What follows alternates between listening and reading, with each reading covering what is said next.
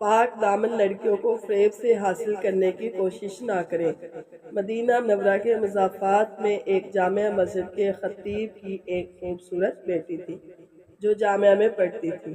ایک دن وہ جامعہ سے واپس گھر آئی۔ گاڑی سے اترتے وقت ایک لڑکے نے اس کا چہرہ دیکھ لیا۔ لڑکی بہت حسین و جمیل تھی۔ لڑکے کو پسند آئی۔ اس نے پتہ کیا۔ لڑکی خطیب صاحب کی بیٹی تھی۔ لڑکے نے اسی دن سے صف اول میں نماز پڑھنے کا اہتمام شروع کیا۔ اذان سنتے ہی وہ مسجد کے دروازے پر پہنچ جاتا۔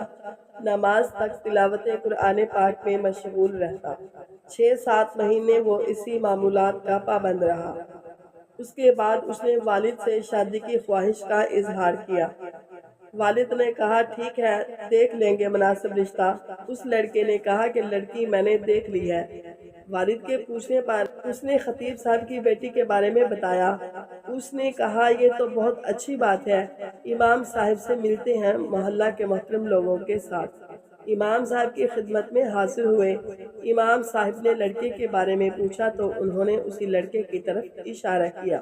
خطیب صاحب نے لڑکے کی دینداری کو دیکھ کر رشتہ لڑکی کے مشورہ کرنے اور رضامندی ظاہر کرنے پر قبول کیا۔ چنانچہ رشتہ طے ہوا۔ 6-7 ماہ بعد شادی ہوئی۔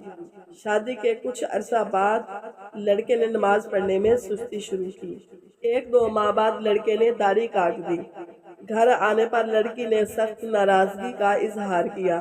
اس نے کہا کہ یہ نمازیں تو میں تمہیں حاصل کرنے کے لیے پڑھ رہا تھا، اب مقصد حاصل ہو چکا ہے، اب کیا ضرورت؟ لڑکی یہ سن کر بہت افسردہ خاطر ہوئی اور جا کر والد صاحب سے کہا کہ اس بے دین کے ساتھ ایک دن بھی میں نہیں رہنا چاہتی۔ یہ معاملہ محکمہ عدل تک پہنچ گیا۔ قاضی نے دونوں کے درمیان تفریق کا فیصلہ کیا۔ لڑکا بہت پریشان ہوا۔ اس نے بہت کوشش کی لیکن لڑکی کو دوبارہ نہ پا سکا۔ ایک جادوگر سے مدد حاصل کرنے کا فیصلہ کیا۔ جادوگر نے بڑی رقم حاصل کرنے کا مطالبہ کیا۔ لڑکے نے سارے پیسے پیشگی ادا کیے۔ کچھ دن گزرنے کے بعد جادوگر نے مزید پیسوں کا مطالبہ کیا۔ لڑکے نے فی الفور وہ بھی ادا کیے اور کہا کہ کام ہو جانا چاہیے، بس پیسوں کی فکر نہ کریں۔ 1 ماہ بعد جادوگر نے لڑکے کو بتایا آ جاؤ، اپنے پیسے لے جا، تمہارا کام کسی صورت میں ممکن نہیں ہے۔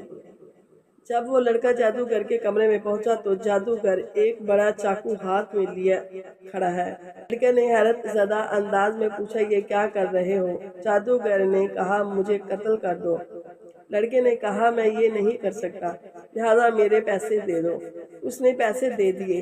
لڑکا پیسے لے کر بھاگنے لگا۔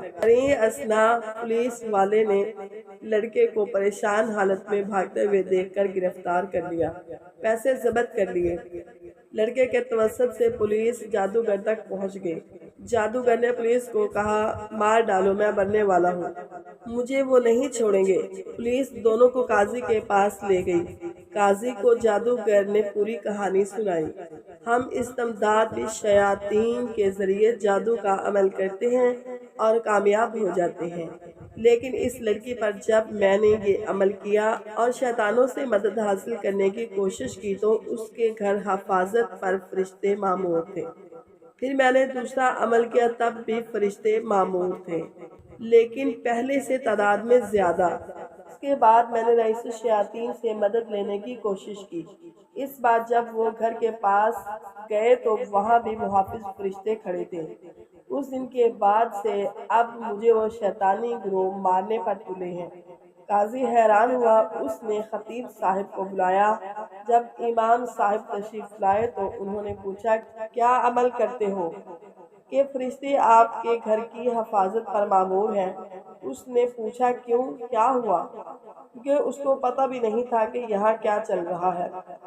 جب انہوں نے پوری کہانی سنائی تو خطیب صاحب نے کہا کہ ہمارے گھر میں صبح روزانہ سورہ بقرہ کی تلاوت ہوتی ہے، اور جس گھر میں سورہ بقرہ کی تلاوت ہوتی ہے اس پر جنات و شیاطین کا اثر نہیں ہوتا۔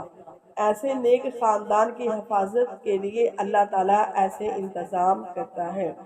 اگر ویڈیو اچھی لگی تو اس ویڈیو کو لائک کریں، شیئر کریں، کمنٹ کریں اور ہاں اس چینل کو سبسکرائب کرنا نہ بھولیں۔ اللہ حافظ۔